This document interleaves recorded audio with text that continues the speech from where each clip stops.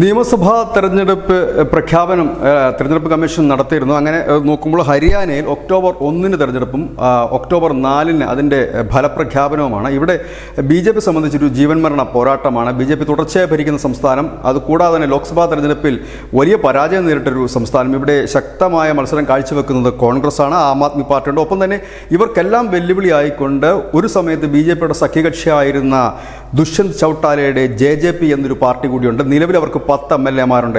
ആ party BJP തോൽപ്പിക്കാനായി ഈ നിയമസഭാ തെരഞ്ഞെടുപ്പിൽ ശ്രമിക്കും എന്ന് അവർ പരസ്യമായി പറഞ്ഞുകൊണ്ട് മുൻപോട്ട് പോയൊരു പാർട്ടിയാണ്. ഇപ്പോൾ നൽകാൻ കഴിഞ്ഞ 24 മണിക്കൂറിനിടയിൽ JJPയുടെ 10 MLA-മാരിൽ 4 MLA-മാരും പാർട്ടി വിട്ടിരിക്കുന്നു എന്നുള്ള വാർത്ത തന്നെയാണ്.